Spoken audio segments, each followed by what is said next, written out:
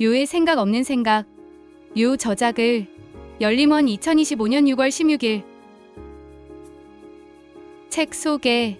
나는 매일 순간의 아름다움을 스치지 않고 기록하고 싶었다. 류. 런던 베이글 뮤지엄 브랜드 총괄 디렉터 류의 첫 산문집. 류의 생각 없는 생각 출간. 런던 베이글 뮤지엄, 아티스트 베이커리, 카페 하이웨스트, 레이어드 등의 감각적 공간 브랜드를 창업하고 브랜드를 전국의 빵지 순례객들이 찾는 명소로 만든 사람. 유. 그녀가 창조한 공간은 꾸며진 컨셉이 아닌 감정이 축적된 풍경이다. 수많은 사람들이 줄 서는 공간을 만든 그녀는 브랜드보다 오래 남는 감각과 마음을 믿는다. 그 믿음은 그녀가 만들어온 시간의 결, 그리고 켜켜이 쌓인 감정의 레이어 속에 고스란히 담겨 있다. 그 다층적인 시간과 감정을 자신만의 언어로 길어 올려 첫 산문집 류의 생각 없는 생각에 담아냈다. 언제나 말보다 시선을 먼저 보내는 그녀의 문장은 조용하지만 단단하다.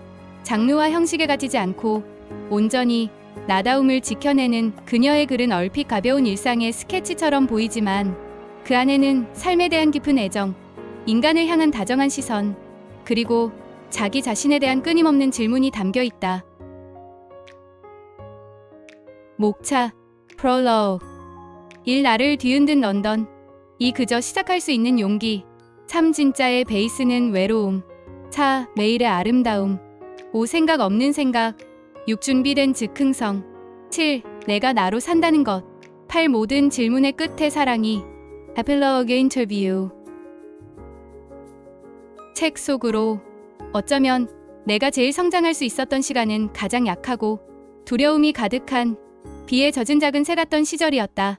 12번씩 바뀌는 생각과 출처 없는 공포에 손도 못 쓰고 자꾸만 숨이 차던 그 안에서 지도 같은 건 손에 쥐지 못한 걸 알면서도 소매뿌리로 눈물을 훔쳐내고 캄캄한 길목에서 한 발자국 용기를 낼 때 그 어떤 일의 시작은 바로 그때였다. 무엇을 알아냈다.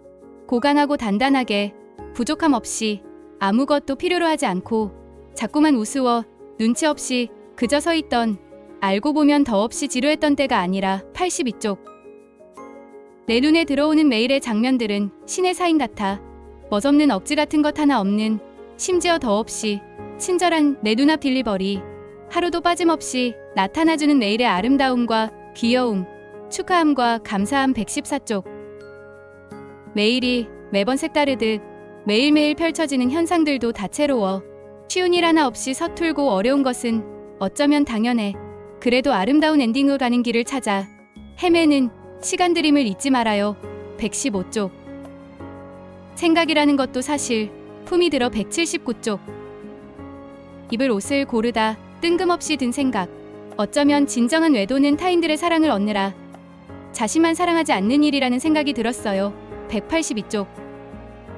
매일 까먹고 매일 다지는 문장. 스치는 모든 것들을 사랑해야지. 먼저 남을 구하는 것이 나를 구하는 유일한 방법이야. 196쪽. 모든 것은 한없다가도 유한하다. 나도, 집도, 고운 기물들도, 사랑하는 사람들도 빌려 쓰는 시간이 모여 그저 인생 205쪽. 자기로 태어나 자기답게 사는 게 왜 그렇게 어려워? 자기가 자기답게 사는 일이 제일 쉽고 재미있을 텐데. 그렇지만 다들 자기가 없어 난리. 254쪽. 진짜 나와 우리와 모두에게 소중한 것들을 알아가는 퀴즈의 각자의 여정. 그 이름이 인생이라면 앞으로도 더없이 흥미롭고 진중하고 위트를 잃지 않으며 세상의 방향과 속도 대신 나다운 시야와 템포로 계속 그리고 또 계속 걸어가리라. 다짐했던 하루. 322쪽. 출판사 서평. 무심코 들어간 런던의 한 카페에서 인생의 전환점을 맞이하다.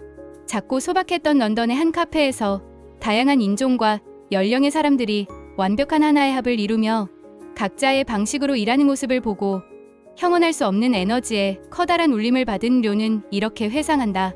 오랫동안 저는 타인을 관찰하며 살아온 사람이었는데 그날 처음으로 나는 나 자신을 진심으로 바라본 적이 있었나? 라는 질문을 하게 되었고 그 순간 생각했어요.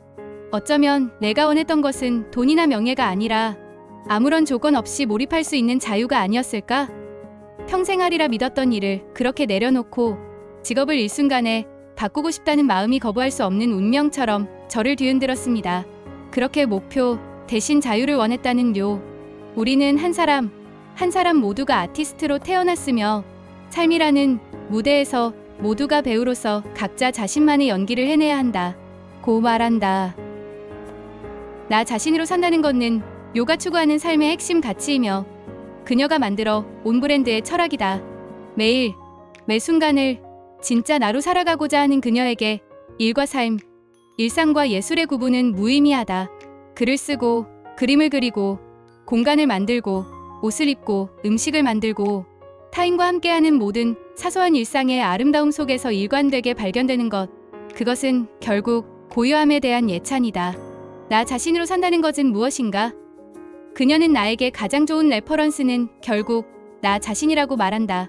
누군가가 이미 만들어 놓은 정답을 따라가는 삶이 아니라 내가 직접 보고, 듣고, 느끼고, 만지고, 기억하는 모든 것들을 물리적으로 표현하는 것.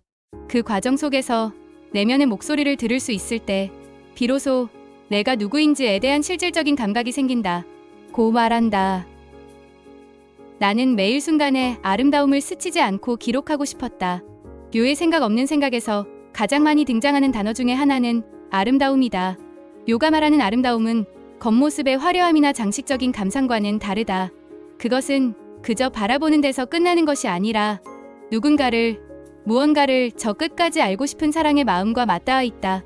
대상과 내가 하나가 되어보려는 이와 같은 몰입은 단순한 관찰이 아니라 감정의 동일화인 것이다. 바게트를 들고 돌아오는 길, 오래된 찻잔의 무늬, 해질역 창문의 드리운 빛과 같은 순간들을 붙잡으며 그녀는 말한다. 그저 세상의 아름다움을 빠짐없이 낚아채는 아름다운 사냥꾼으로 살고 싶어요. 순간의 위트를 잃지 않으면서요. 라고. 그리고 그 모든 아름다움의 끝자락에는 언제나 사랑이 있다. 두려움을 알고도 그저 시작할 수 있던 용기 있는 모든 분들에게 비에 젖은 작은 새와도 같은 마음이 들 때 우리를 다시 날아오르게 하는 건 무엇일까? 무심코 들어간 런던의 한 카페에서 삶의 전환점을 맞이하고 오래된 빈티지 물건에서 누군가의 시간을 마주하며 요는 말한다. 어쩌면 내가 제일 성장할 수 있었던 시간은 가장 약하고 두려움이 가득한 비에 젖은 작은 새 같던 시절이었다. 12번 바뀌는 생각과 출처 없는 공포에 손도 못 쓰고 자꾸만 숨이 차던 그 안에서 지도 같은 건 손에 쥐지 못한 걸 알면서도 소매뿌리로 눈물을 훔쳐내고 캄캄한 길목에서 한 발자국 용기를 낼 때 그 어떤 일의 시작은 바로 그때였다. 누군가 성장했다는 것은 꼭 성공했다는 것은 아니다. 그저 두려움을 추구했음을 의미한다. 작든 크든 성장했다는 것은 어둡고 보이지 않음을 알고도 발을 내디딘 용기에서 출발했다는 것이 그 어떤 성공보다 훨씬 큰 의미가 있다고 나는 생각한다. 그리고 그녀는 말한다. 두렵지만 첫 선을 그을 용기만 있다면 우리는 그저 시작할 수 있다. 고